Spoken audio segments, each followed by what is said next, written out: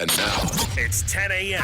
Let's just get down to it. And it's time for your sports fix. Strap yourselves in, folks. From two guys who have covered the teams you're passionate about for years. We are professionals. This is Jake Scott and Ben Anderson on 97.5 The KSL Sports Zone.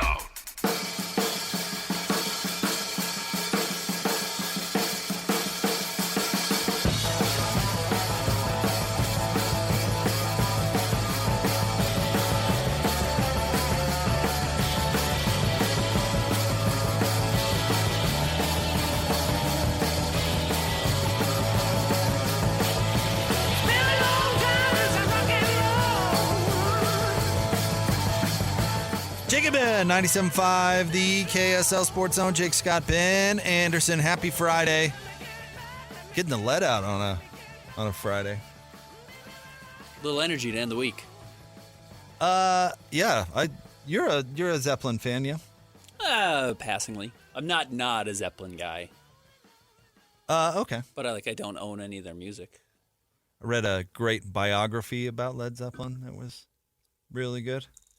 They were one of those, truly rock and roll bands from a sense of what the stereotype is. You know, you get to the 80s and everything is so corporate. You never know, like this is good for my career to wreck this hotel room. You know what I mean?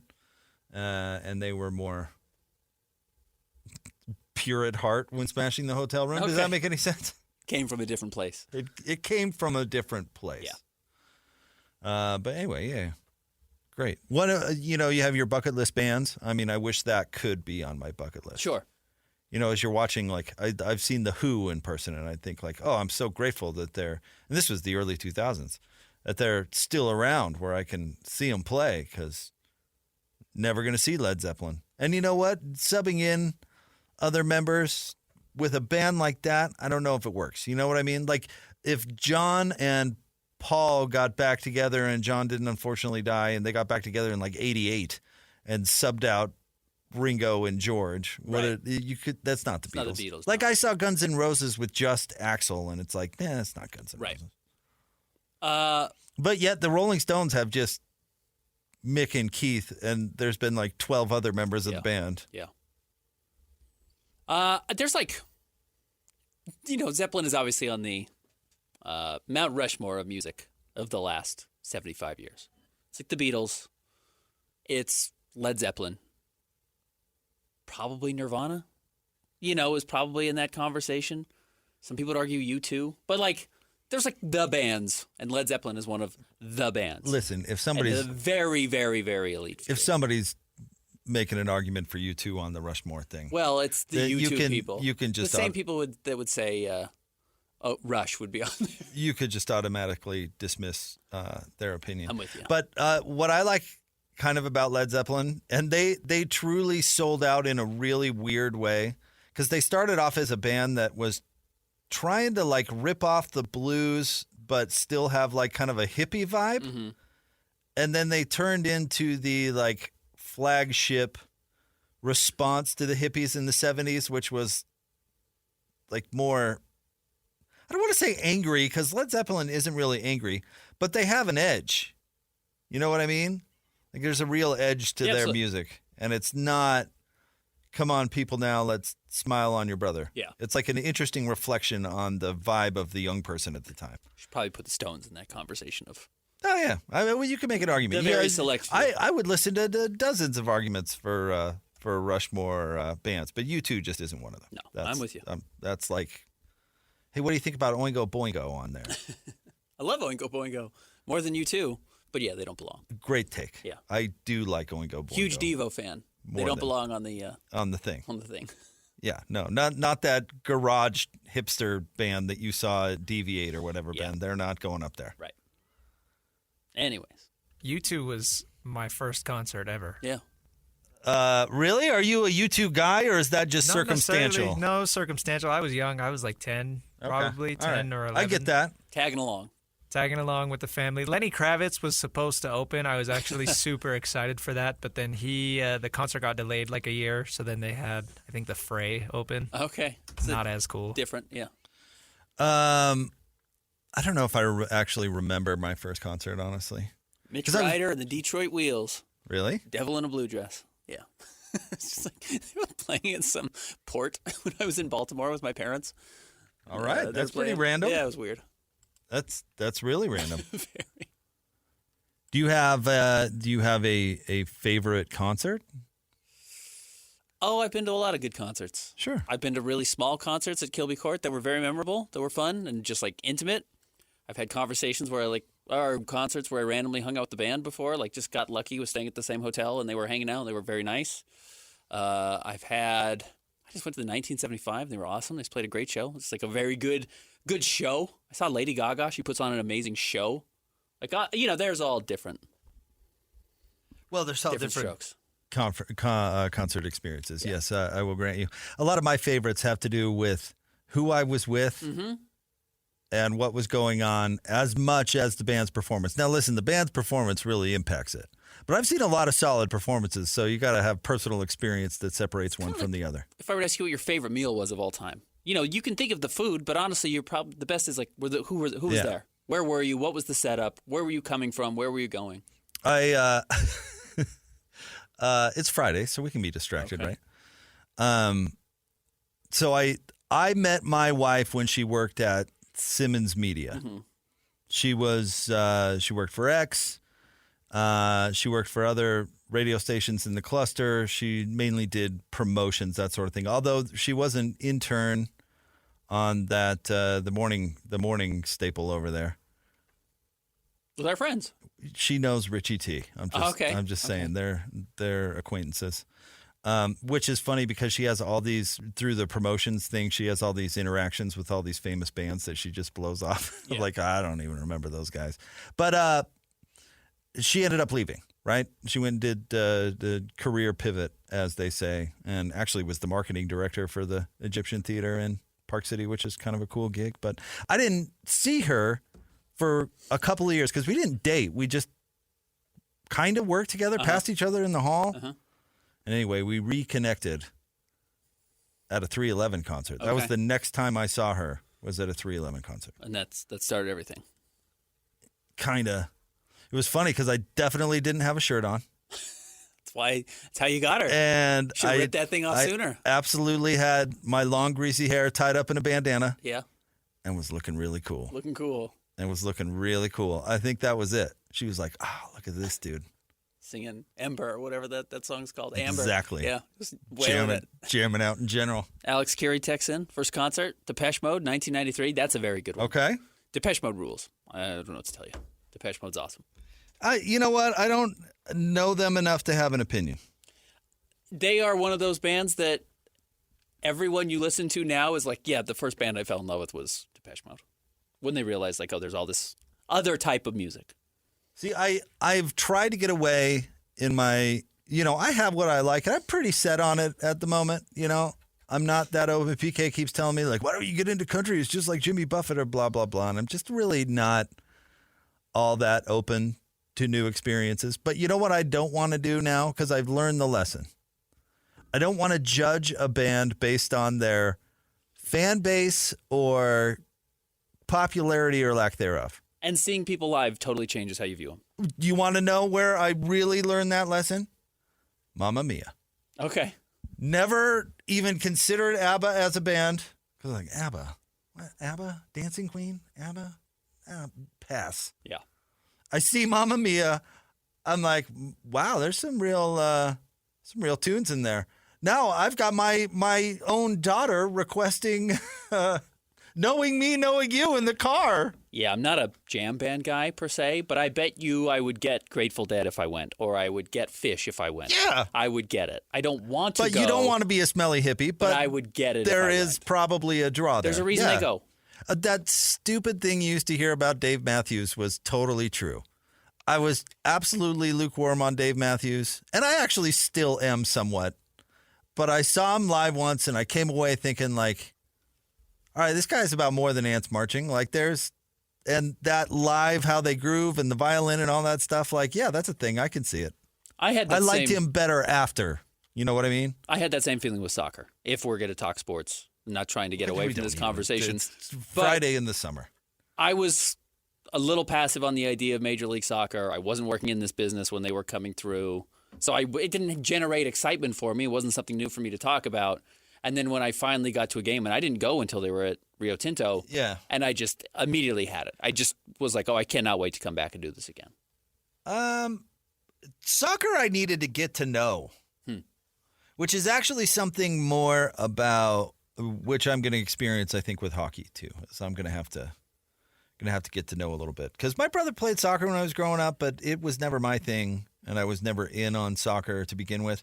But I ended up going to a ton of games at Rice-Eccles Stadium, and I ended up working for the team hosting Carnaval Real one season, which was an interesting experience. But I ended up there a lot, and then you get to know how it ebbs and flows. And I agree with you 100% that how the crowd ebbs and flows absolutely is a thing.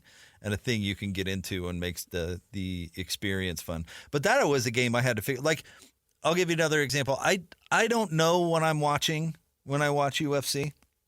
People say, "Oh, you don't like UFC," and it's like, well, I mean, I don't like it. They're like, "Is it too violent for you?" It's like, no, not really. I mean, I'm not really a violence guy. But honestly, I've been to UFC parties with my friends and stuff like that, and I find it kind of boring. Okay. Because the grappling is boring. Agreed. And 90% of it is just grappling. And my buddies who I'm with are like, oh, did you see that move where he almost got the arm thing? And like, oh, he almost died right there. I was like, what are you talking about, bro? Did they move? I didn't even see any movement. But the point is they know what they're watching. Sure, absolutely. Yeah. And I have no idea. It's a language. And so like that was the thing with soccer for me. I had to figure out, all right, what was good? Who is good for what reasons? And I'm going to go through a little bit of that with hockey as it comes to town. I had never felt, and I'm sure hockey does the same thing because it's what happens with low-scoring sporting events. The swell of energy continuously grow throughout until you have the goal to break through. I had never, because basketball, they score 15 seconds in every game.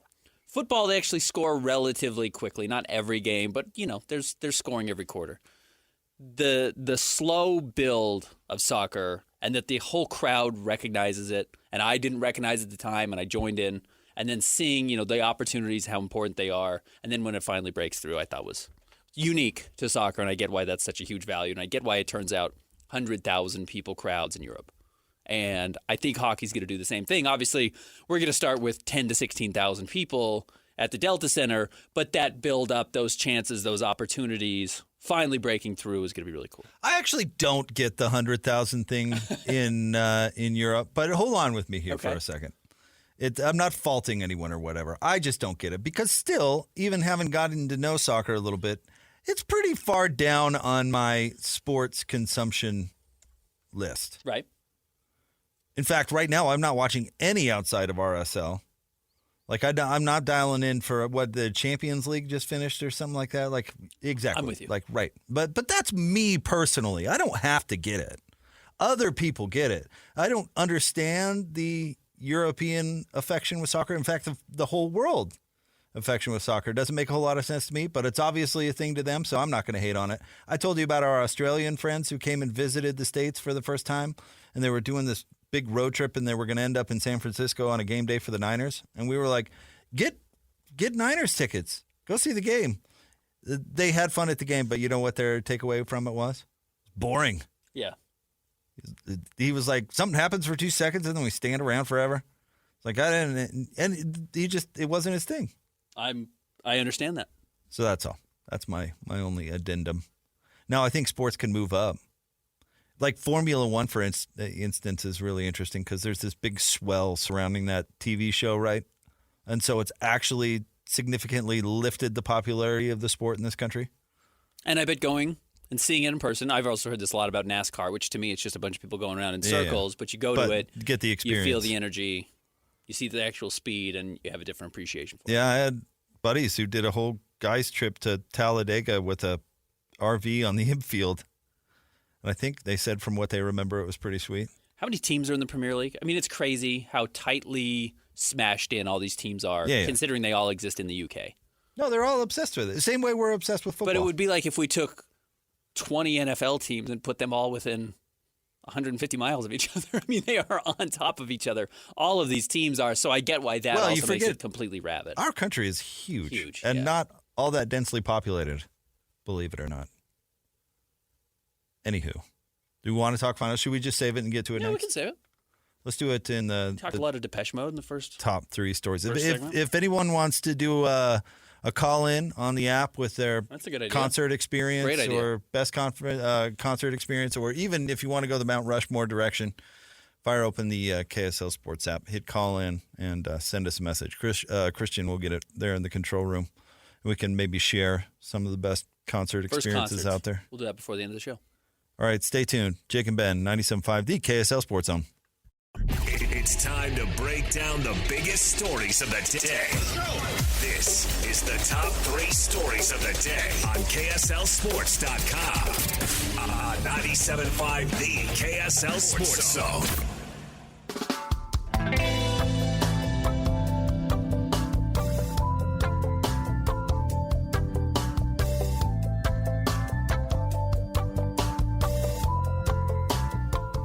Jake and Ben, 97.5. Nice. The KSL Sports Zone. Jake Scott, Ben Anderson. Share your favorite concert experience on the call-in app, KSLSports.com. We kind of went a random music direction at the beginning of the show, but sometimes those are fun on a Friday. Time for the top 3 stories of the day, KSLSports.com, brought to you by J. Brooks Jewelers. 2 locations to serve you, one on Winchester Street across from Fashion Place Mall, the other at Traverse Mountain in Lehigh. Well, Ben, it was about a month and a half in the making, in the break, but we finally saw a game in the NBA Finals, and it went kind of how I think things are going to go. It was a stinker. I would expect Dallas to play better in the coming games, and generally they have been better in Game 2 than they have in Game 1. They make some adjustments. We'll see if they're able to do it.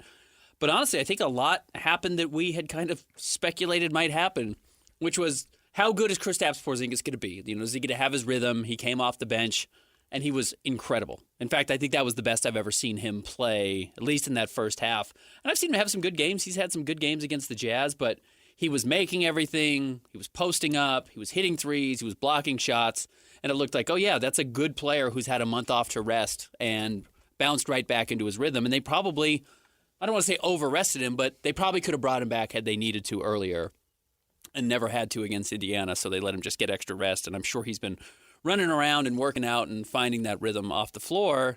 And then one of the other things, I can't remember if I talked about it with DJ yesterday morning or with you, but if you're betting on players to make shots, are you going to bet on Derek Jones Jr. and P.J. Washington and Josh Green, or are you going to bet on, White and Drew Holiday and Kristaps and kind of all these really elite role players that are in Boston? Al Horford's still balling. Al Horford's very good still. So Derek Jones Jr. made a 3 to open the game for Dallas, like 20 seconds into the game. And the next non-Luka Dallas Mavericks player to make a 3 was Jalen Hardy in the fourth quarter when the game was over. I mean, they went basically 3.5 quarters without making a 3 outside of Luka. So their role players just didn't show up on the road. Well, I think Boston had a lot to do with that. Absolutely, yeah. Boston was great. And they were great defensively. And, Kyrie and Luka together has been more successful than I thought it was going to be. I'm happy to admit that, no problem. But it is not the perfect offense that maybe it was led to be. I still think the Western Conference Finals had more to do with Minnesota than it did Dallas, but maybe I'm a hater. One of the issues with Kyrie was just not very good. He missed a lot of open shots and just wasn't good in general. Yeah, because they can guard him with 3 different guys. They've got a lot of bodies. And his night is going to be a long one. Probably for the whole series. And he'll go off. The series is going to be a long because one. He's good enough. He will have some big games, but it's just going to be tough when you have Drew Holiday or... Well, he's not cooking our guy Mike Conley. Right. Yeah, Drew Holiday, whatever. Tatum, Brown, Derek White, Derek White, throw it all. They're going to... That's something that I didn't necessarily see coming, is they're going to take what would you say, Ben, those 4 guys? Is there anyone else that I'm missing that we got to throw in? That they're just going to throw those 4 guys at Luka and even Peyton Kyrie. Pritchard, who's their 8th guy, is just annoying. He's just one of those guys who's just like, I'm gonna play so hard all the time. You're just like, stop. And we're gonna mix it up a ton. Yeah. And it's gonna be a tough slog for you. And then the other real issue was Luka had 1 assist. Well, if Luka only has 1 assist, what does that mean? It means Derek Lively and Daniel Gafford aren't catching lobs. And if they're not catching lobs, what are they doing? Right. They're not doing anything. They're not scoring, certainly. No, they're doing probably a disservice to their team because Kristaps Porzingis can pull them out of the middle. Right. Or Al Horford, for that matter. So we had mentioned, and I suspect we'll see him a lot more in the second game. I'd said Maxi Kleber's health might be really important because he can play 5 out, but he can also defend 5 out a little bit more than Daniel Gafford can. I won't be surprised if we see him utilized a little more. I don't know. If you're waiting for old Maxi to be the difference, sure. I'm not sure. It's a bad sign. He was minus 15 last night in his 19 minutes. Yeah. And Dallas never got set. I watched the first quarter. Boston had 7 threes after 1. I mean, it's just like they came out like gangbusters and punched Dallas in the mouth, and Dallas never kind of settled in. They had a little run in the third quarter and then got blown out. You know what? I really thought Jason Tatum was great last night, Ben, because he didn't force anything. What was the wide swath of game where he didn't even shoot? He had like 1 shot through like 2 quarters or something like that, and he only took 16. Like, he didn't force anything. He didn't make it about him. There were other things that were being successful. He was guarding too. I mean, I just like that stuff. It's what I like about Boston. Honestly, it's what I liked about Golden State, even though they, kind of went villain with the Kevin Durant thing or whatever. But the way they played was very team basketball oriented. And it's funny because that is the thing that you see Jason Tatum get blasted for. I mean, even last night there was a bunch of people pretending that, he's not actually a star on this team. He's just riding the coattails of the rest of this roster. It's like, well, he's getting people involved. He's getting off the ball. He's not hunting shots just to be like, we're going to win the finals. I'm going to be the finals MVP because my legacy is on the line here, and this is how I got to do it. You mean all that stuff we should be valuing when it comes to team sports? All that. He does all of it. Right. All those things that our junior jazz coach talked to us about when we were 4 years old, in 4th grade. Yeah. That's what I was aiming for. I don't think they have a 4-year-old. I don't know. They might. Junior a lot jazz of kids division. Play. Yeah, right. That's a good point. But you never know. He does a lot of things that don't require him to shoot the ball. It doesn't mean he's not scoring or getting people involved or playing defense, but it ends up hurting his legacy. Which is ridiculous. One of the few times in my career that I've truly defended LeBron for a local relevant story or whatever. I don't know if you remember this game, Ben. It would have had to been like 2010-ish. LeBron was with Miami. It passes the ball to Udonis Haslem. He passes the ball to Udonis Haslem, who misses the shot. And everybody was like, just barbecuing LeBron for passing. And if I remember the play correctly, the Jazz defense was, everybody guard LeBron. Mm-hmm. All right, now listen, everyone. Yeah. Everybody guards LeBron and make it, And LeBron, I used to defend him on this too, would complain about it, that refs would swallow their whistle at the end of the game when LeBron would just get creamed. And it was because he was 6'8" and 250 and should be able to withstand a little punishment or whatever. He actually, for a while there anyway, got the opposite treatment of Michael Jordan, which is interesting. But passing to Haslem, who had an elbow jumper, a shot I guarantee he makes 10 times out of 10 times of course. In practice. Unguarded, and he just missed it. And people were killing LeBron. It's like, no, that was a great play. The right play. LeBron made a great play, and he trusted his teammate, and all these things that we're supposed to truly value. Michael Jordan passed to B.J. Armstrong. Steve Kerr, John Paxson. Passed to those guys. Jim Paxson? No, it was John. John, yeah. Jim was the GM. Who drafted LeBron? Who was huge bozo. He used to hang out at Jazz games. Did he really? He was a scout. He went from being the general manager who drafted LeBron to like a regional scout, which is the real wrong direction to go. Didn't he? No, he ruined his career as was John the GM of the Bulls? The Gar Foreman? I thought it was Jim Paxson, and that's where he really ruined his career. I think you're right. Regardless, neither here nor there. Anywho. Yeah. Boston's really good. I like the way they play. I'm still a little concerned about their coach, but game 1 went well. Tatum was great. What's next? Number 2, BYU and Utah Basketball, both at assistant coaches. Not Andre Miller, who a lot of people thought was going to be the hire for the University of Utah. We will see if that ever ends up coming to fruition. Certainly something strange there happened because that was beyond in the ether. I mean, that felt like it was just trying to get to the finish line, and it just never got there. We'll see if it ends up coming back around. Can I take a guess on that one? And then we can talk about these specific coaches. But I don't think he wanted it. Okay. I would guess. Maybe somebody approached him. Maybe he flirted with it. They probably offered to pay him more money, certainly, than he's making in the G League. But I would guess he's like, nah, I don't want it. And maybe we'll get to the LeBron thing coming up later, but it wouldn't surprise me if part of Hurley's motivation is like, I don't need to do this. Sure. You know? Yeah, absolutely. What this is turning into, like, I don't need to do this. If I'm Andre Miller and I truly want to be a coach, actually the G League is the perfect spot for him because he can, hone his chops, so to speak. And if he wanted to make a go of it in the NBA, he has the rep and the connections, I'm sure, to land on a couple of staff. So do what Avery Bradley's doing with the Jazz, which is like it's kind of a quasi front office coaching job. You kind of get to do a little bit of both. Advise here, show up there, travel when you want to. It's not a full-time commitment to either thing.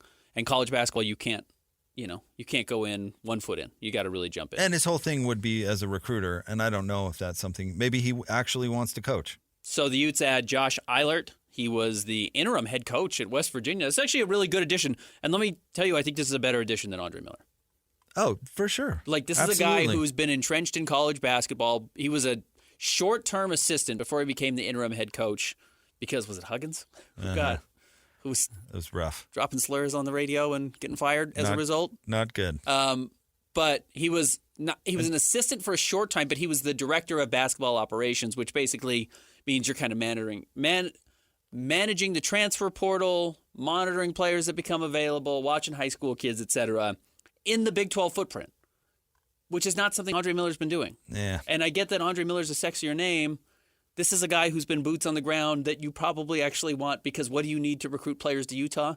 Boots on the ground. Well, and the other thing with Andre, and I guess I don't know this for sure, but talking to folks that know him a little bit, he's not the type of personality that's hurting for money. Crusty. And, lives life on a budget. Yeah, right. There's no, I watched that Broke documentary again the other day. Like, the opposite personality of that. Like, I don't even know. I can't even remember if this is an actual story or not, but rolling around with his kids in a minivan, Sure. Could have had an Escalade, but went with Aerostar. You know what I'm saying? Well, I think he lived on my street when I was growing up, when he was going to Utah. Okay. And had a van, and I almost guarantee you it's the same van he had his whole career. Like, he's that guy. Yeah, right. But the point is he's got a little leverage of, I can do what I want to do. I mean, I don't have to take your, I don't know what they'd pay him, $500,000 or whatever it is. That's not something I need to do. All right, BYU added a staff member as well, Ben? Will Voigt, who was the G League head coach of the San Antonio Spurs, Austin Toros, which produced Quinn Snyder.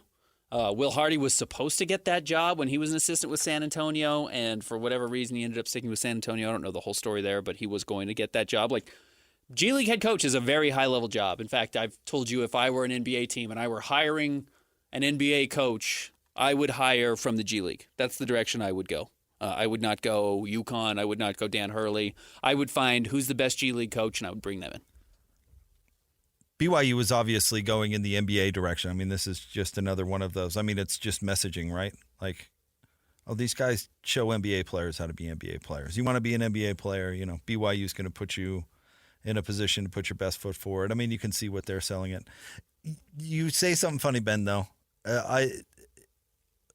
You would go G League if you're an NBA team hiring a coach. You know where I would go? Europe. Okay. I mean, I don't know if there's still a stigma against hiring European coaches or why we don't see more European coaches. I have no idea. I know there have been, obviously Igor Blatt was from Israel, right? But there's great basketball being played all over the planet. Why would it be that all the best coaches are American? That doesn't necessarily have to be if I want to be an innovator and create the next trend in the NBA, I'm going and I'm finding somebody in Europe. Yeah, I mean, the most progressive basketball is being played in Europe. Right. The basketball that is on the cutting edge, that is trying to get the edge over the Americans because the Americans are traditionally bigger, faster, more athletic. They're playing a different style of ball because they move the ball faster to match the speed of the players here. And like D'Antoni came over from Europe. And, hey, I think he's overrated. But he, before he got to Houston, of course, revolutionized the game. Yeah, he reshaped basketball. He reshaped It's a complete crap. I see. We need more of that. We need more of that. We need more of that. But I don't know. I'd be looking Europe. There's no reason that, like the NBA from a player standpoint figured it out a long time ago, right? There's no guarantee that all the best basketball players in the world are American. We're going to get out there and we're going to look for the best of the best. Why wouldn't that apply to coaches? I'm totally with you. Anyway, I appreciate you inspired an interesting thought, I thought. I agree with you. But G League, you get a guy who's coached pros and been a head coach and tried to tape it together riding on buses and stuff. And anymore, half the players in the NBA have played in the G League. Right. It's just how you get there now. It's part of it. When you're a rookie, you go and play in the G League. Even the top lottery picks outside of Victor Wembanyama are going down and playing. Or going to BYU, obviously. Or going to BYU. Because you're going to get real NBA coaches. Seems like it. Next.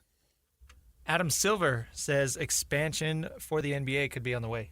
I think I said a few years ago, collective bargaining agreement, new media deals, then we would turn to expansion. So we got part one done, clearly.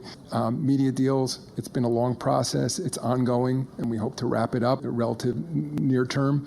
And then we will turn to expansion. But by turning to expansion, it doesn't mean that we're going to announce that now we're ready to add teams. It means that there'll be a committee of NBA governors that will focus on it. There's clearly markets out there that are very interested, and we'll run through a process.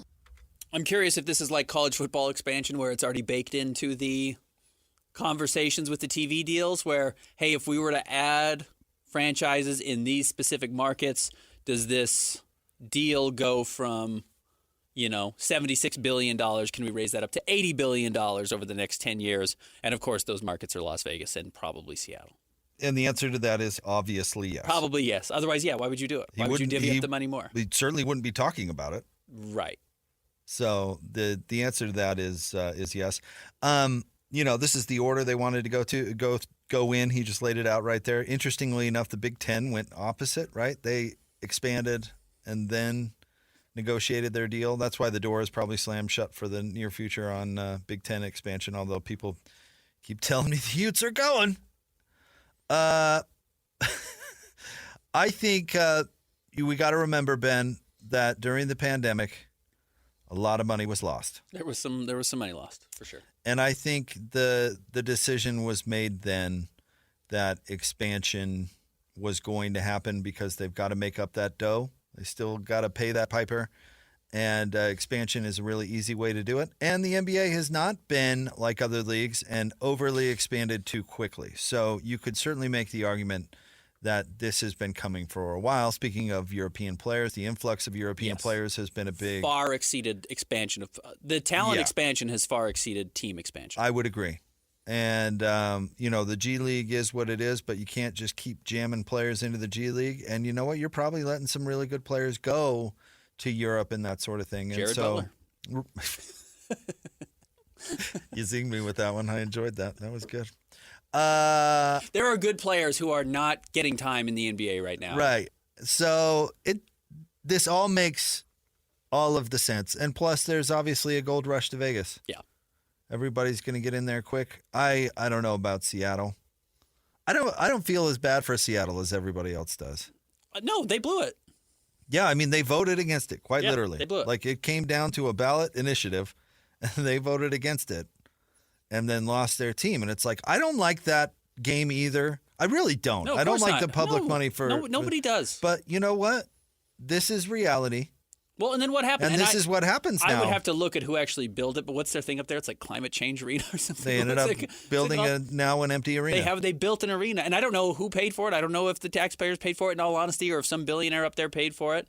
But what did they do? They lost their team, and then they built an arena to bring a team back. Like, we would do that forever. Howard Schultz is this big villain, I don't know all of the story, but I remember him saying, if you don't vote for this, you will lose the team. You will lose your team. I don't know how much more cut and dry it could have gotten. Now, most of the populace obviously said, fine, go ahead. But then I'm not going to really feel bad for you. Right? And that's there you are. And Portland is like 10 minutes away. Deal with it. Yeah, right. But why? So is it automatic they'd go back to Seattle? I actually I thought they would consider an Eastern team to balance it out, East Coast, West Coast maybe. And people are dying to get into Nashville too, which has been a market that's really punched over its weight from a sports support point of view. I think they're going to add 2 in the West, and they will kick like the Memphis Grizzlies to the Eastern Conference or the Minnesota Timberwolves or something like that. Pelicans. Yeah, Pelicans would make a lot of sense. Those further Eastern teams. So I still don't get how New Orleans is in the Central Time Zone. That's still weird to me. They've got just a mispicture of the map there. Anywho. All right, stay tuned.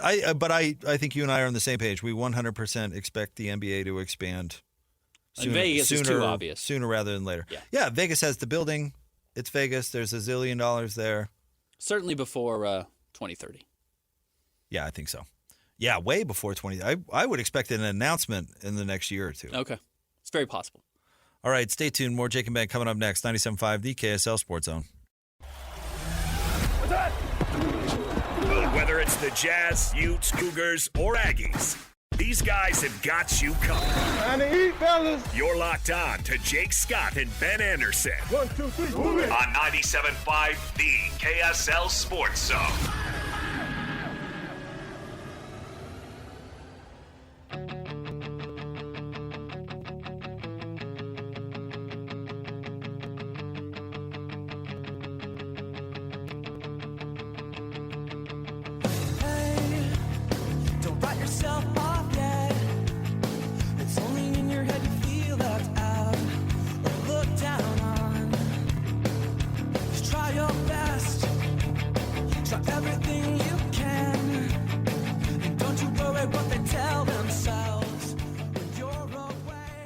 First concert was Oingo Boingo in 1991, then Metallica in 92 at the Celtics Center, and Primus in 93. They were all awesome. But yeah, I'll never forget Boingo.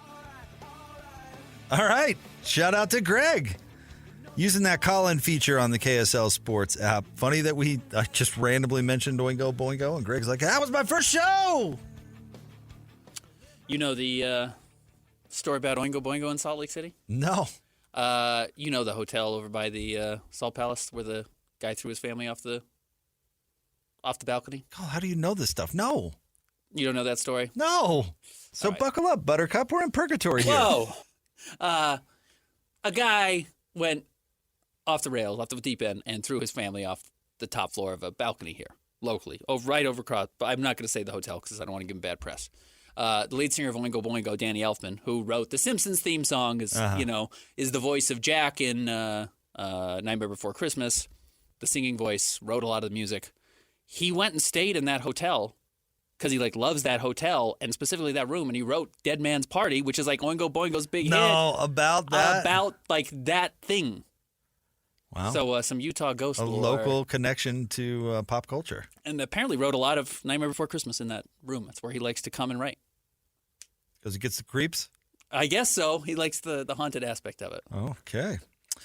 This segment is brought to you by Peach Doors and Windows. Story time with Ben. Amazing home transformations begin with Peach Doors and Windows. 5-star reviews are the norm. Call them today for your free in-home estimate, 801-566-1255. Peach Doors and Windows. You know about the gloomiest stuff. How about this family that got thrown off a hotel? You know about that? No, I don't know about that. But I guess it's connection to a good story? It's interesting. Kind of a creepy story? Yeah, definitely. Oh, man. So, Ben, you going to miss Pat Sajak? No. Tonight, apparently, is final episode of The Wheel. Your daughter, she's a big Wheel of Fortune fan. She does like The Wheel. Does she like Pat or does she like Vanna? She likes both, I think. I don't know if she prefers one or the other. Okay. I don't know. We'll see how she likes Seacrest. See how that goes. Be energetic. So, yeah, those Pat Sajak fans out there. Wonder how much surgery that guy's gotten. Well, he makes like $30 million a year, right? Something crazy. We were listening to Jeremiah during the break, doing a commercial, and Jeremiah looking... He was talking yesterday about he's lost like 40 pounds or something like that in 2 months. I mean, like really, and fixing habits and all that sort of thing. But with TV, you know what? Appearance is a thing. It's a visual medium. And I'm not going to fault Pat if you got a little work done. No, all right. absolutely. Go make it happen. No, I feel the same way. I feel bad when you see all these celebrities whose, plastic surgery goes way wrong. But I'm sure there's a lot of pressure to stay looking like you're 30 years old. Right. Or younger. But yeah, I guess pick a good doctor. Whoever Bob Costas has, pick that guy. Yeah. Bob's got a magician. But there are some, especially actresses out there that was like, oh, man, you picked the wrong. Got the wrong guy. Got the wrong doc. Or woman. Yeah, whoever. Got the wrong doc. Got the wrong doc. That didn't work. Rough. It's tough. But what's Sajak going to do? He's going to surface again. He's not going to disappear. Oh, I think you don't leave the wheel unless you're going out. You think you're done? No, not like dead, but like he's dying? Retiring. Like retiring. He's Like, going to show up. He's going to take over. He's going to switch spots with Seacrest. No, he's going to take over Dick Clark's Rockin' Eve or whatever. He's going to start hosting that at night now. No. I mean, if anything, he's going to Jay Leno Seacrest. Okay, and come back. Because, and this is a very human thing. I have a number of examples that I've seen in my personal life. To retire, be like living the dream, and like we're going to take an RV trip or we're going to play a ton of golf or whatever, and then 2-3 years down the road, you're like, I'm a little bored. Yeah, I miss sports. Yeah, I miss whatever. Yeah. Very common. I loved it that Linda Hamilton came to Jazz games forever, even after she retired, because I'm sure she was like, yeah, I miss the camaraderie, the media meals, or the interviews or whatever. I mean, I always thought it was cool that she still came. But I could see Pat doing that. Like, yeah, I bought 60% of Oahu, and I got a little bored sitting there for a couple of years. I like to have a purpose. And it seems like Seacrest is butchering my show, and so That's why I think we're going to see Sajak. Whether it's wheel or not, we will see Sajak again. We have not seen the last of Pat. He's addicted to the attention, like so many of those people in that. The reason we saw Larry King until he was 106. Yeah, Don Imus, all these guys. Oh, yeah. All right, stay tuned. We'll get back into the NBA coming up next. 97.5, the KSL Sports Zone. The sports you love, the teams you can't live without. Get a sense of urgency! This is Jake Scott and Ben Anderson on 97.5, the KSL Sports Zone.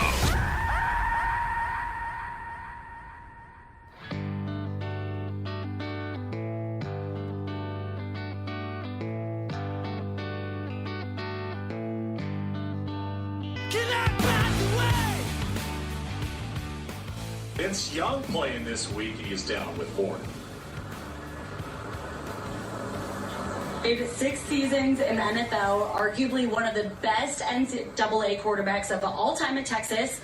Picked up golf about 4 years ago. What's the biggest shift you make going from the ultimate team sport to now the ultimate individual sport? Now, I apologize. You have the wrong person. I'm Everett Sands over at Citadel, which I'm a football coach. But the thing is, the great thing about golf is I'm not only competing against myself, but I'm competing against everybody else. This is your first pro-am ever played, and what's the best part of being out here? Well, being out here is a great thing. And have an opportunity to play with some professional golfers is a intimidating thing, but also a great thing.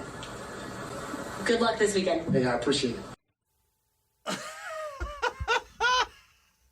Oh, it's Jake and Ben, 97.5, the KSL Sports Zone. I played that specifically for Ben because he didn't want to hear it. I hate cringy, awful interview, unprepared. And maybe it's my own fear that it's going to happen to me one day. But I also hate the, let's go interview the black guy thinking he's Vince Young because it's the only black guy they've seen on the golf course today. And it's like, no, I'm not Vince Young, actually. I'm just a black guy. That guy handled it so well. He did. He was so nice about it. I'm not who you think I am, but I'm excited to be here. But listen, so I can relate a little bit Because I've had people sit down in front of me at Pac-12 Media Day, and I have no idea who they are. I've done it too. Like that. Like I can relate. It's not the same thing, but I can relate. Or I have thought the linebacker was the tight end, and he's like, no, that's, joining us now, Ben Anderson. He's like, no, that's actually my teammate. I'm Frank Simmons.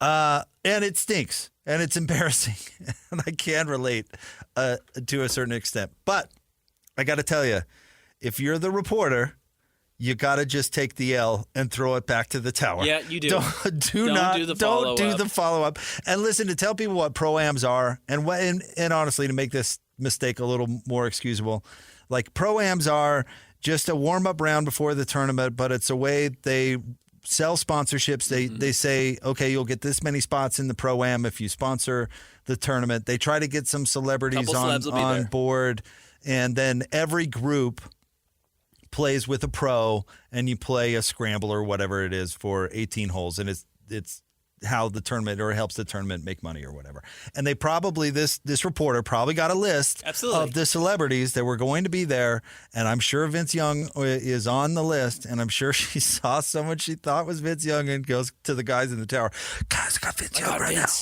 I did it. Throw it down at just some guy. Some random dude. He's a football coach, though.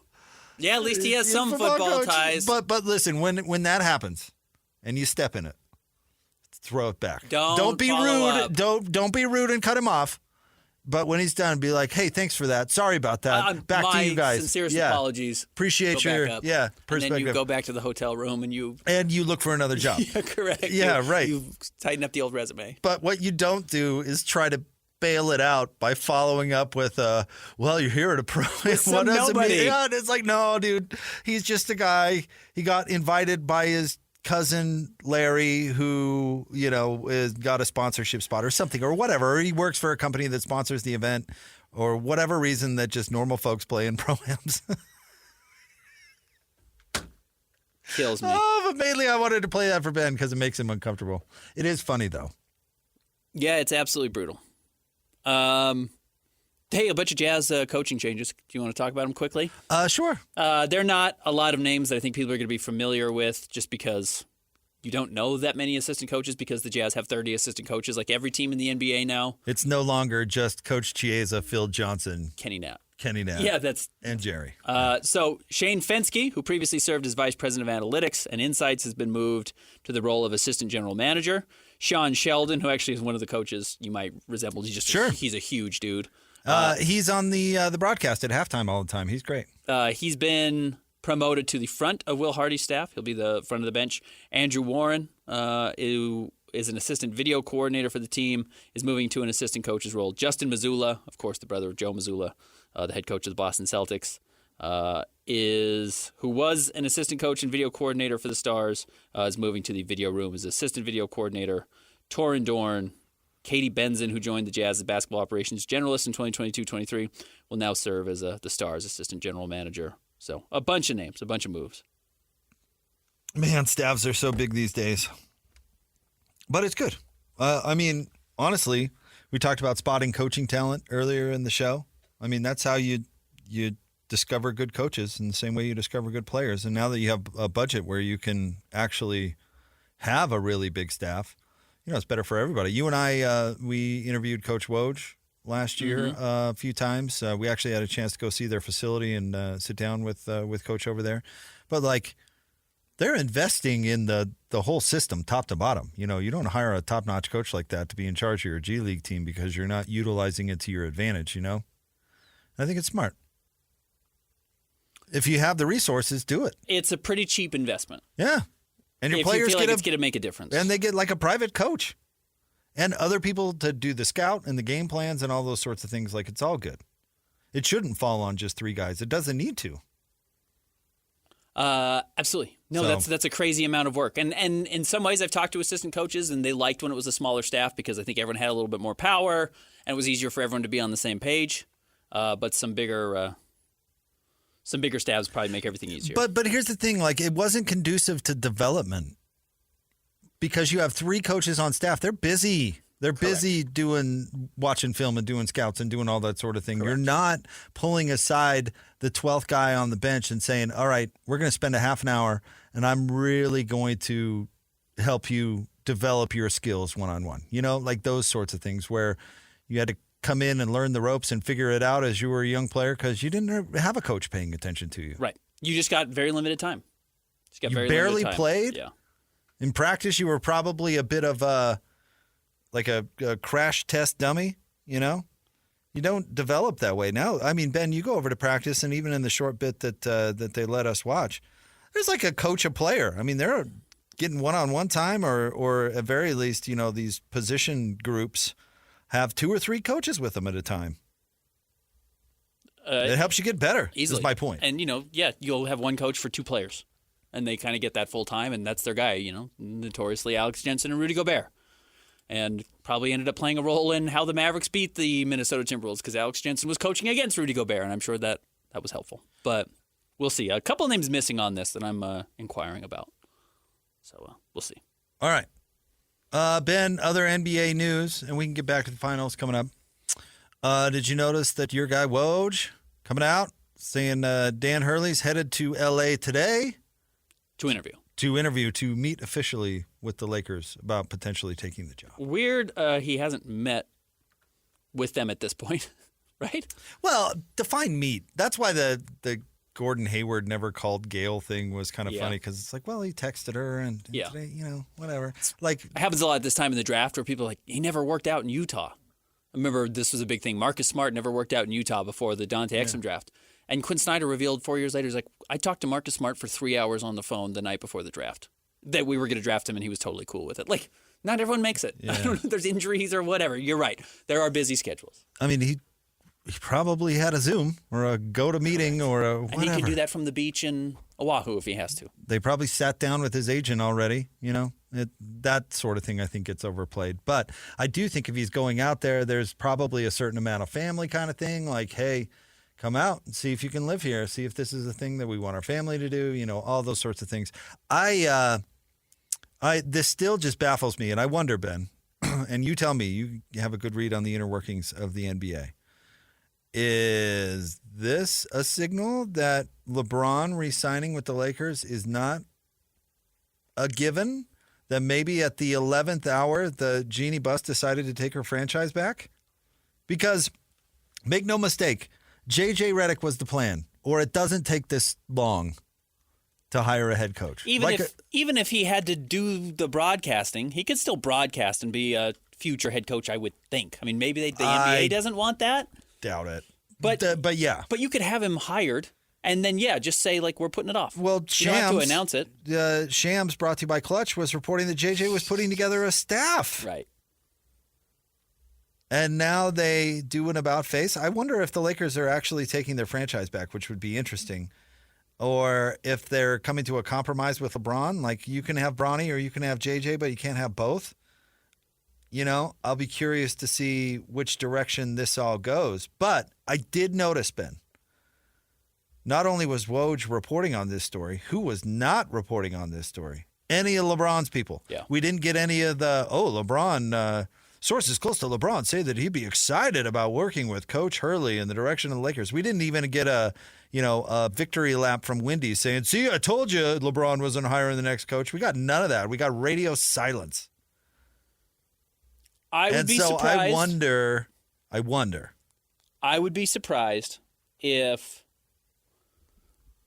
LeBron leaves the Lakers. But I certainly got to that point as I tried to unpack this thing yesterday as well. Of just like, well, I mean, they can't trade him. But maybe they think, well, the money that he wants and the control he wants and that he wants to hire a coach is not something we're interested in anymore. And we actually want to trade Anthony Davis. And if that costs us LeBron's just going to walk, then we'll just start over. That's what I'm saying, is Linda putting her heel down and saying, Linda Rambis, this is my franchise. I doubt it. But again, the one thing I think you're dead on about is like the timing of this is also weird. So weird. And weird because of who they didn't hire. Like did they ever talk to Mike Budenholzer? Was Mike Budenholzer already hired before the Lakers job even opened up? But like, I would suspect he would have been somewhat interested in that job. Maybe I'm wrong. Or they would have been interested in him. I mean, he's a very good coach. Everywhere he goes, they get better. The Hawks were great. The Bucks won a title. He's going to make, I'm sure, the Suns a little bit better than Frank Vogel did. That doesn't mean he's going to be, a championship-winning coach there, but that's the type of name you want, I think. So the timing of it all is goofy to me. But yeah, LeBron doesn't want a coach. Maybe he just doesn't want a coach, yeah. That's why he wanted J.J. Redick. I mean, he doesn't want Budenholzer. He doesn't want somebody telling him what to do. For darn sure doesn't want Danny Hurley. I'd bet on that. A college coach with a red rear end coming in to kick butt. That's not what LeBron's looking for, I guarantee. So what gives? Well, I wonder what gives. I wonder if they said, you know what, we're not gonna do this. And if you go somewhere else, then fine. And I saw pieces from an old podcast or article that Hurley had been a part of where he says he likes the idea of challenging himself in the NBA, but he said specifically with a young team that he could come in and reshape and kind of put his imprint on, and which LeBron is the opposite of what you get with the Lakers. Is 52. I mean, what is LeBron? He's going to turn 41 at the beginning of next year. Is that right? Like, why would you surrender the future of your franchise to someone? I mean, it's one thing for Cleveland to do it when LeBron was 31 or 32. Isn't that about what LeBron was when he had his second run with Cleveland and just drained every resource out of that franchise before leaving it in the rearview mirror? It's one thing to do. It's one thing to sell your soul to the devil who can deliver a championship. Sure. Does that make any sense? Absolutely. It's worth it. It's worth it. Yeah. We'll set fire to the future. We'll extend Tristan Thompson. No, max out Tristan Thompson and extend J.R. Smith, who was 105 at the time, and basically trade away or give away every other asset we got. But it's worth it because we sold our soul for a title and he got it. The Lakers got a Mickey Mouse title, and now LeBron's still demanding soul. Yeah. And maybe they're finally saying, no, we're not going to do it. I would be surprised. Again, I think they're just so beholden to stars because it's Los Angeles, and they want to stay the big name, and LeBron is still the biggest face and conducts all this business and money and brings attention and eyeballs to the Lakers. And the Lakers are always going to have eyeballs on them, but a lot fewer if LeBron's not on the roster next year. So it just doesn't make sense to me. But I think it's a poorly run organization. I think that's the other part. It's just poorly run. Is that changing? Because this would be a smart move. And I don't know if Hurley, I don't know if a cranky basketball coach coming into the NBA is going to work. It certainly failed before. But this is a guy with experience. It's a guy who's very innovative. Now, I think he's coaching at the easiest job in college, so don't get fooled by that, but has a great reputation. I mean, this would be, nothing's guaranteed, but this would be, to me, a pretty savvy hire. Hiring J.J. Redick is madness. I don't see Hurley working out in the NBA, in all honesty. Maybe he's not. A good coach. But that's the point. He's a coach. Yeah. J.J. Redick is a wino podcast host. Who LeBron can mold. Exactly. Yeah. Is a ball of clay, and Hurley is not going to be a ball of clay. LeBron's going to be drinking out of the bottle on the sideline while everybody else is practicing. I mean, it's not a spot-on comparison. Who was the Michigan coach, John Beilein, who took the Cavs job? Is that post-LeBron? Right? Yes, obviously. And Hurley is a better coach. He's way better than that bozo. But took he was there for 4 months, right? Yeah. I mean, he wasn't there hardly at all and got canned and left on his own. Well, he got canceled for using a word, right? With his team. Yes, that was a huge part of it. But, he didn't want to adjust. He didn't want to change from who he was as a college coach. Honestly, I'm sure people would laugh at me. I might go for Juwan Howard, who, coached Michigan and, got into a fight with his players and actually fist-fighting players. But, that's kind of an NBA mentality. Now, not Sprewell, PJ Carlissimo, but I don't know. I just don't see the Hurley thing working with his, one of his things, he's scary. He's the intimidation factor of Hurley gets college players to fall in line. It's a little Urban Meyer-y, and Urban Meyer doesn't work in the NFL. But the thing, I agree. I'm with you. But I think this is the Lakers calling LeBron's bluff. LeBron wants to stay in L.A. He makes a ton of money off the court by staying in L.A. He gets all the attention staying in L.A. His agent and buddy, Rich Paul, is married to a music star. Yeah. I mean, they want to stay in L.A., and I think this is the Lakers saying, hey, you're going to stay here and fall in line and be coached by this guy, or go somewhere else. It's cool. I really do. And I don't know what changed overnight. And that's the weird thing about the Lakers, because they are poorly run. But Linda might have woken up with acid reflux or something. It was like, we got to get rid of this. It's LeBron. We got to get rid of this LeBron guy. And maybe, we're about to hire JJ Redick. Maybe they're hiring the coach for the future. And maybe that's what their goal is. Maybe they're hiring the guy that will outlast LeBron. Yes. And so when LeBron retires, whether it's next year or the year after that, they have the hot young coach that is not going to take the job when LeBron's gone. Now, the problem is, I have so little faith in every coaching hire because most of them don't work. And they don't work because we just love to fire coaches because it's hard to win. Yeah, and we blame the coach. We have such little patience, sure. So, and you know what? Darvin Ham will never get a job again. And it's too bad because he never really had a chance. So, yeah, I don't. There's a lot of good coaches. They're always really good coaches, though, when they have the best players. Is Michael Malone a great coach? Sometimes. When Jokic is hitting threes and they're beating the Minnesota Timberwolves, they look great. And when they're not beating the Minnesota Timberwolves, he falls back. Now, this is interesting. There are maybe more bad coaches than there are good coaches. Because I think bad coaching is evident. And maybe not game in and game out, but bad coaches lose you series. And we've seen that. I mean, inexperienced coaches. Adrian Dantley takes over for George Karl. George Karl's going through cancer treatment against the Jazz. The Nuggets were the higher seed, and Jerry Sloan just tap dances around him. I mean, just Dantley had no idea what he was doing, and Jerry destroyed the Denver Nuggets in the first round because Jerry was a great coach and Dantley was terrible. That does happen. And so maybe Phil Jackson was just simply the greatest out of not only staying out of the way, but also not screwing it up. Right down to his system, the triangle offense, which actually isn't a system. It's actually very fluid because that's what Michael Jordan thrived in, and it totally worked, and it totally worked for Kobe Bryant too. And it was because it wasn't a structure. It wasn't what a lot of coaches were trying to run. So I don't know. Maybe I like that theory though. There are a few good coaches out there, and given the right roster, they're good enough to do whatever. But there are plenty of bad coaches out there that get in over their head and then lose games. I think there are some really spectacular coaches. I think Spoelstra is a spectacular coach. Yeah. But really that also comes down to hiring staff, too. There's so much skill that goes into it. Yeah. And Phil Jackson's biggest gift was managing the locker room. That was really his best strength. And he was really weird, and it was this Zen thing and whatever. And, he had the wild idea, let's just let Dennis Rodman leave. Go to Vegas, blow off some steam. There's a lot of that. Colin Sexton has a new documentary out. I'm going to write an article on it. Colin Sexton? Yeah, it's he's a movie maker now? It's a 25-minute documentary on his last season, and on this past season with the Jazz. And it's kind of interesting, and I'll write it up and I'll link to it at kslsports.com. But one of the parts it focuses on is his relationship with Will Hardy, and Will Hardy saying, I brought my preconceived notion about Colin from Cleveland as a high scorer on a bad team to Utah, and I treated him as follows, accordingly.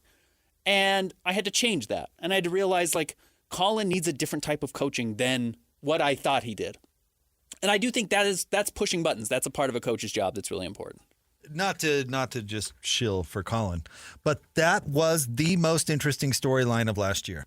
And I know it's a little subtle, but many really interesting things happened right down to what you were just talking about, where Will Hardy actually admitted that, which was so cool on his part, which is part of what I like about him. He's not afraid to be vulnerable or admit when he's wrong or that sort of thing. I like that. It's very human. It's very relatable, I think. But who doesn't do that?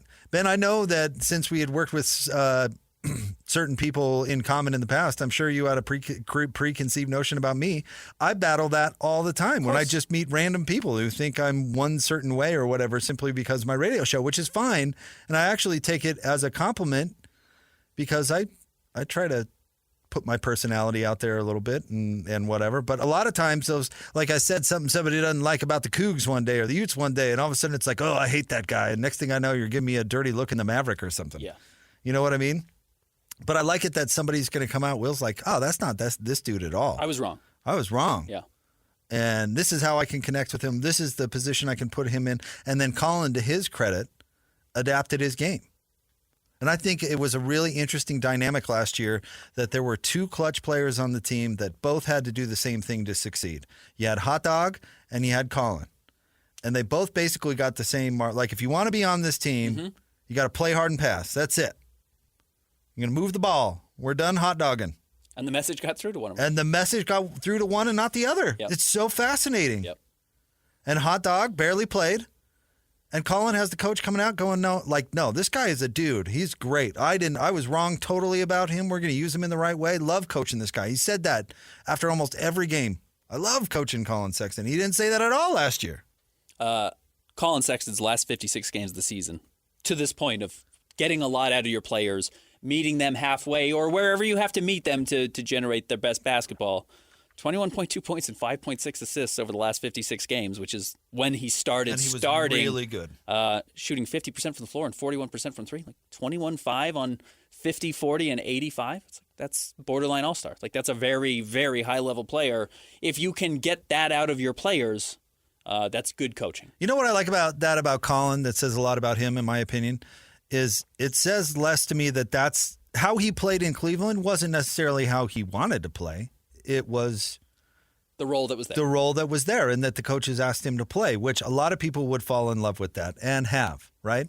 But he goes to a different team, and the coach readdresses his approach and says, hey, I want you to be a little different. We're gonna play hard. We're gonna pass. We're gonna do a couple different things, and you're gonna be different than you were at Cleveland. And I'm sure Hardy thought, oh, I'm gonna get a lot of pushback on this. And what the truth was, Colin was like, yeah, I can do whatever you want, Coach. Yeah. Let's go make it happen, which is awesome. I think it says a ton about him. I totally agree. And not to pile on Hot Dog, but it was evident every time he was on the floor. He was unwilling to change his style. At all. Yeah. It's like, dude, you're in the last 3 minutes of the game. You're really going to hot dog up 5 shots in that 3 minutes when you're down 20 or whatever it was? You just don't want to play for the team and don't want to listen to the coach. And I would guess his career is likely over as a result. I don't know that, but I think he'll sign. He's not signing for $10 million like he was making last year. Even if he signs, I mean, going to be vet minimum back on the bench, I guess. Yeah, I think so. I think he's one of the last signings for teams like Phoenix. And by the way, he's like 25. Yeah. That's crazy. But good. Shout out to Colin Sexton. Good for him. I'd love to watch that. Like I said, I think that was maybe the most interesting storyline of the entire year. And honestly, a true success story in a season that lacked success stories. Man, he might be the only one. Yeah. Maybe you can throw the rookies in there, I guess. No, he was Colin, as far as the best stories come out of a really difficult season for the Jazz, Colin was maybe the lone good story. He was a really good story last year. Success story, certainly. Good stories can be negative. Yeah. Still a good story. Easy to talk about, but not a positive story but for a Jazz success story? Absolutely. Okay. Stay tuned. We'll have more coming up next. Jacob Ben on a Friday, 97.5. Oh, want to remind you about Win Ticket Wednesday. Listen to your chance to win big every week on the KSL Sports Zone. This next week on Win Ticket Wednesday, you can get a 4-pack of tickets to see comedian Theo Vaughn at the Maverick Center on June 30th. You're more dialed into the comedian world, Ben. Any thoughts on Theo? Theo's hilarious. Theo's one of the funniest people on the planet right now. Really interesting dude. Listen to the KSL Sports Zone all day on Wednesday for your chance to win. More next, 97.5, the KSL Sports Zone. Who's got it better than us? No! Your home for the best sports coverage in Utah. You're listening to Jake Scott and Ben Anderson on 97.5, the KSL Sports Zone.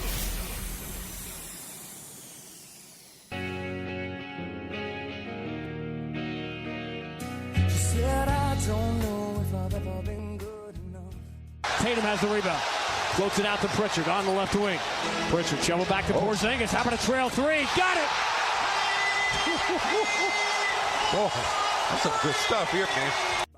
From day one, I came here and I said, I'll do whatever it takes to help this team win, right? And I think it was this situation, it made sense. And I didn't care. I knew I could prepare to come off the bench, which is something different for me. And that's what I did, and stepped into that role and embraced it and had a good game. That is Kristaps Porzingis. Jake and Ben, 97.5 UKSL Sports Zone. Want to remind you about the Hercules Hero of the Week. Nominate the U Sports volunteer you know for the Hercules Hero of the Week. Submit your nomination at kslsports.com/contest and listen every Thursday afternoon to JJ and Alex for the winner. Help us celebrate the efforts of those volunteers making an impact with the Hercules Hero of the Week, sponsored by Hercules Credit Union. Ben, a lot was made about the grudge or vendetta or whatever with Kyrie Irving and the Celtics. Lest we forget, Luka and the Mavericks tried to ruin Kristaps' career. I'm sure he's been. Yeah, absolutely. Oh, he would love winning a title over Dallas, the team that kind of, I don't want to say ruined his reputation, but it's certainly where he has played his worst basketball in his career. Listen, do you remember what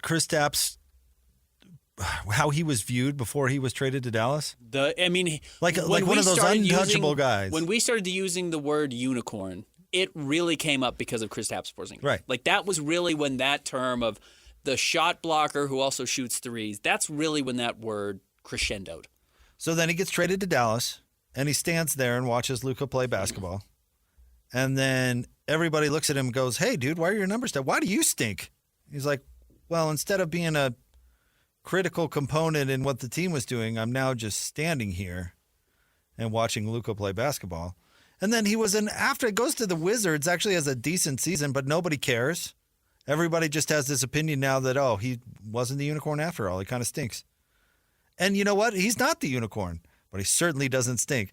And I wouldn't blame him one bit for having a little chip on his shoulder and be like, I'm going to show you guys. You guys did me a disservice by trading for me.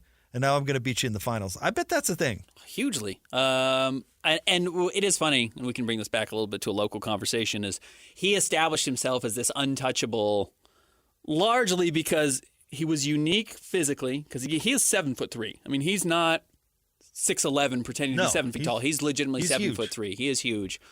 But his first 3 seasons in New York, and there's a key thing I just said there, he averaged 17 points and 7 rebounds, which is good. Yeah.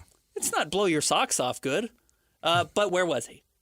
No, he was in New York. So he got the New York boost. He got the media boost. Everybody thought he was great. He makes an all-star his 3rd year in the league. He averages 22 points and 6 rebounds.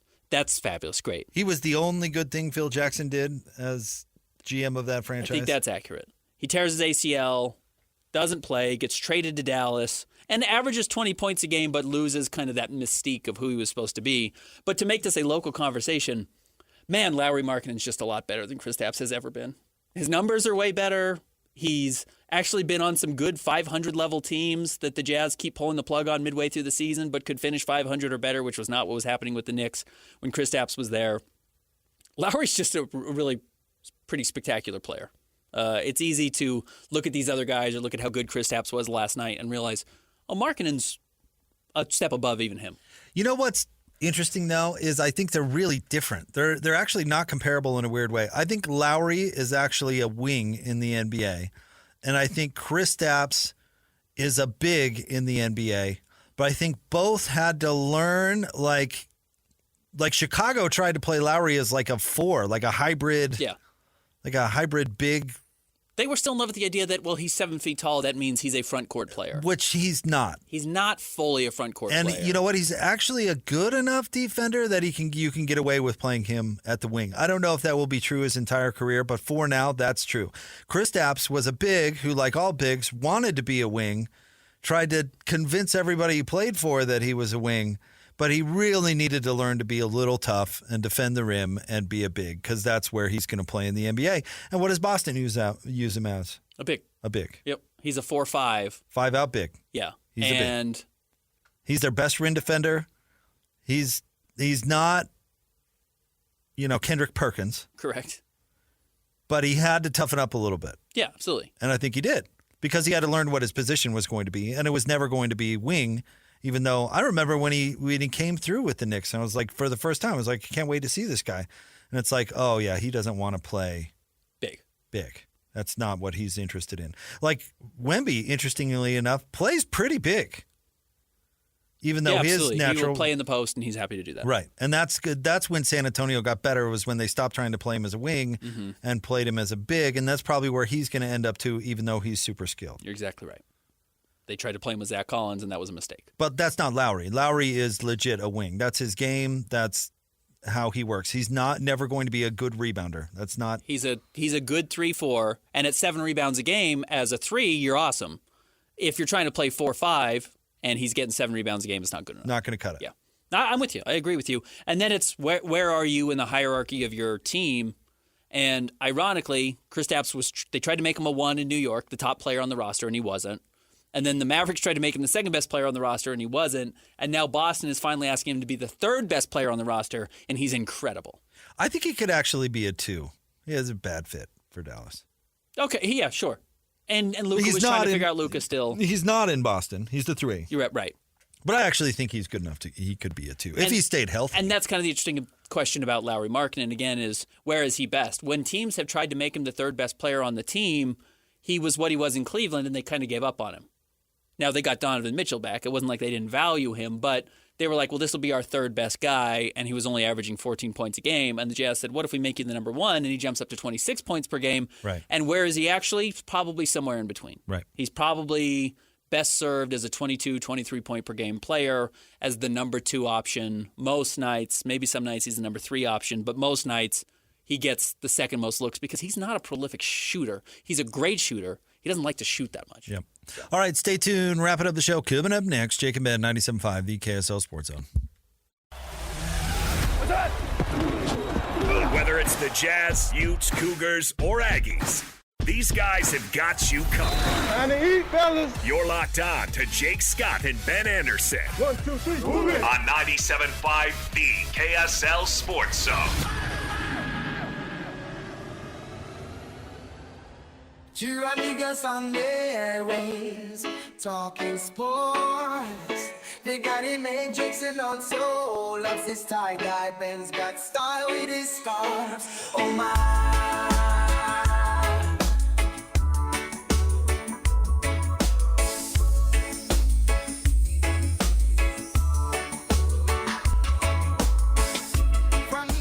Jake and Ben, 97.5, the KSL Sports Zone. Want to remind you about Peach Doors and Windows. Amazing home transformations begin with Peach Doors and Windows, where 5-star reviews are the norm. Call them today for your free in-home estimate, 801-566-1255. We also want to remind you to get the official debit cards of the Jazz, University of Utah Sports, Real Salt Lake, and more exclusively at America First Credit Union. Coming up exactly at the top of the noon hour, Ryan Smith is going to be on with Hans Olsen and Scotty G. That's owner of the Utah Jazz and Utah Hockey Club, Ryan Smith? And partial owner of RSL, yeah. The one and only. RSL, like the hottest team in town. Absolutely.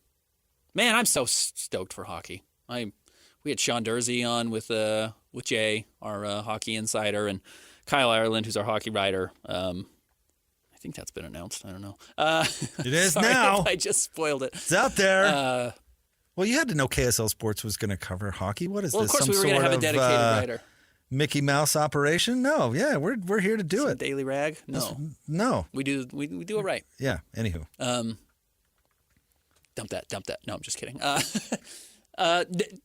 mean, like we've had all these players on. I think Jay told us he interviewed Clayton Keller this week, who's a 2-time All-Star. I mean, he's the face of the franchise right now, and I don't think that interview's out yet. But I mean, he's had all these guys. We've seen Bukestad. We've seen all these players. I'm just excited to see them, get to know them, learn how they play, learn how hockey works. I mean, I've been watching a lot more playoff hockey than I've ever watched in my life, and I'm excited for the Stanley Cup, and I've been watching the conference finals, but I'm still going to get to know it better on a daily basis when we can watch a game every other night, so that's really exciting. Can I change the subject real quick? Please do. Before we jump up out of here. Why is it that when we talk about the worst run franchises in sports, we never talk about the Dolphins? Mike McDaniel, their coach, just pointed out that he's the weird thing about numbers, 24, 2024, whatever, and he referenced a bunch of other 24s, but said it's been 24 years since the Dolphins have won a playoff game. Yeah. Why do we never? And the Dolphins, by the way, were recently fined draft picks for tampering, and they didn't even land the players and the coach they were tampering with. Horrendous controversy with coaches and all Brian Flores, that disaster. Why did we never talk about? And they had a legendary quarterback in Dan Marino and could never get over the hump. I mean, are they just riding that 1974 thing? We could play it. I think they are still riding the momentum of Dan Marino, in all honesty, and the legacy of how good he was. The same way a little bit the Jazz are. The Jazz are still viewed as like one of these franchises that is always good. And that's kind of the reputation, always good. Jazz are always relevant. With all honesty, since 2003, when John and Carl left, and they were even bad at that point, they were a mediocre team at best. Yeah, the Jazz had made the playoffs a lot, but how many playoff series have they won? Oh, they more so than the Dolphins. Certainly, better than the Dolphins have been bad. Not like a good franchise that hasn't gotten over the hump, but they've been bad. Remember, Jimmy Johnson went there and couldn't win? But the Jazz have won conference finals since the finals. And no offense to us. Well, that's still more than the Dolphins. Sure, it is. And no offense to us, but Salt Lake ain't Miami. No, and we still talk about Detroit being this disaster of a franchise, even though they're playing great football recently and are really on the rise and have been better now with the last few years of success, better than the Dolphins have over the last 25 years. Yes. And we still view them as this joke. Yeah, that's what I'm saying. Why did the Dolphins get a pass? They're dreadful. Because it's Miami. Good uniforms. But that's my point. I mean, you've got some of the best college football in the entire country right there. We talk about LeBron wanting to go home to Akron. Well, how many players that were born in Florida would love to play in Miami? You know what I mean? It's not. I guess let's do the math. Do the Marlins have a title since then? When did they last win their World Series? Yes, they do, because it was like 2008 or whatever it was, the Dontrell Willis thing. Yes. Yeah. So, that's a horrendous franchise. That probably is viewed as a worse franchise than the Dolphins, but have had more significant success recently. Yes. And why do the Marlins suck? They should be good, too. I don't think Miami's actually a good sports town. It's just a cool place to live. Which is how you get players. Players win games, Ben. Yeah, I mean, why did Messi join MLS? He didn't pick the Columbus team. No, he wants. I'm going to live in Miami. Are you kidding? Greatest town in the world, or most beautiful town in the world. A lot of people think so. Yeah. And if you're a young person in your 20s and you're looking to have a lively personal life, Miami's probably not bad. It was 2003 when the Marlins won, but that's still within the last 25 years. So God, was it that long ago? They still have a title. Yeah, they still do. That Willis run was that long ago. God, I'm getting old. Got one foot right in the grave. It's fine. All right. We've got Ryan Smith coming up at the top of the noon hour. So we're going to get out almost exactly on time today, Ben, which is wild. You want to tease some of your work coming up at KSL Sports? You mentioned you're going to do a write-up on the Colin Sexton film. Well, I'm going to have a write-up on the new coaches. Are they putting it, is it going to Cannes? It's on YouTube. I think we missed Cannes. Well, it's a layup for Sundance, right? I mean, it's right here. Might as well be. No, it's 25 minutes. It's up on YouTube. You can find it right now. But I will have it written up at KSLSports.com. Writing up the coaches as well. And there's a bunch of draft coverage. Next week, Monday, I've already written up 9 player previews of, candidates for the Jazz. Monday, it's going to be the 10th, and we're going to be 16 days away from the draft. I will be knocking out somebody every day. So we're going to really start to crank up. There's a lot of draft news actually starting to really come out. How much does the coaching shuffle promotion thing matter? Shout out to Coach Sean Sheldon, by the way, who's now front row guy. The names that are sticking around, I think, are important. That Scott Morrison is still there, even though he's not mentioned, and Jason Terry is still there, even though he's not mentioned. Love the Jet. I would have worried a little bit if all of these names were changing every offseason. No, this seems fairly subtle. But this seems fairly subtle. Yeah, there's a lot of names there, but it's promotions. It's not a bunch of guys leaving. You don't want to have a revolving door of staff. It usually says something about the top of the staff. No, I think this is the opposite. I'm sure this is rewarding good behavior, so to speak. Good coaching. All right, coming up next, Hans Olsen and Scotty G. And Ben Ryan and Smith. I will be back on Monday right here on 97.5, the KSL Sports Zone.